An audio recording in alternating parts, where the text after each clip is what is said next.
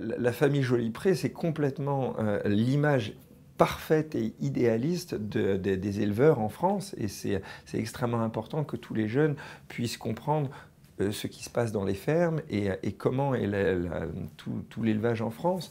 Donc c'est vrai que chaque personnage, aussi bien les enfants, ont un caractère très particulier. Ouais. Évidemment, c'est Théo, mon personnage préféré, parce qu'il cherche toujours des petites idées pour protéger la planète.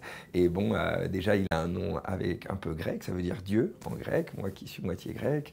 Et étant jeune moi-même et toujours prêt à faire un petit peu le fou et genre, voilà, tout ça, c'est clair que le personnage de Théo me ressemble le plus.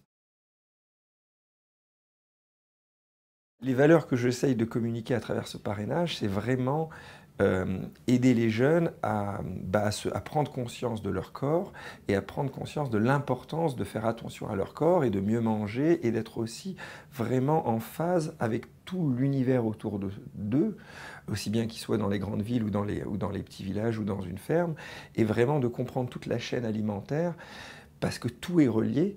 Et même si on est dans une grande ville et qu'on ne se rend pas compte, le steak vient d'où, c'est extrêmement important de bien tout comprendre et d'être en lien avec la nature, parce que peut-être on ne voit pas aujourd'hui l'impact, mais dans quelques années, dans quelques dizaines et dizaines d'années, l'impact sera important. Et c'est vraiment un honneur pour moi de pouvoir être un peu l'ambassadeur et pouvoir parler aux jeunes. J'ai eu la chance de faire partie des membres du jury sur ce fameux concours qui a eu lieu dans 10 régions, avec plus de 18, je crois, 18 centres de loisirs et des centaines d'enfants qui ont participé. Et on a eu, pour le coup, 18 œuvres, une par centre de loisirs, qui ont été juste incroyables, complètement différentes les unes des autres. Il y a eu ces deux gagnants qui ont quand même été au-dessus un peu du lot, mais qui ont été très durs pour nous à départager, parce qu'ils étaient différents et aussi riches l'un que l'autre. Alors, le premier était, plutôt le deuxième au classement était une sculpture de vache, mais travaillée avec des matériaux recyclables, avec des dessins dessus, et qui avait voilà, une superbe tête, et les enfants ont énormément travaillé. En plus, on a vu la photo des enfants, ils étaient assez jeunes, donc ils ont fait vraiment un travail extraordinaire. Et le deuxième, c'était une sorte de sculpture au sol gigantesque, en forme de terre, formée de petits branchages qui représentent vraiment la carte du monde.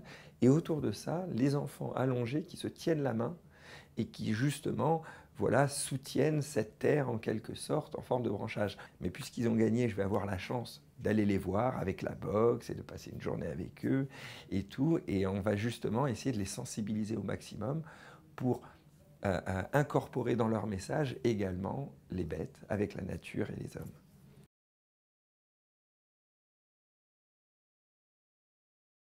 Ma devise, je la confirme, et à chaque fois que je rencontre voilà, des jeunes, j'essaye vraiment de leur transmettre ce message qu'à partir du moment où on travaille énormément, tout est possible. Voilà, et à chaque fois que je vais sur des événements, et là pour le coup, les gagnants, je vais avoir la chance de les rencontrer, tous ces enfants, et je vais essayer de passer une superbe journée avec eux. Alors, communiquer des valeurs, à m'amuser avec eux, à être leurs potes et à les faire rêver, parce que c'est avec du rêve, de la passion, du travail, de la persévérance qu'on arrive à soulever des montagnes.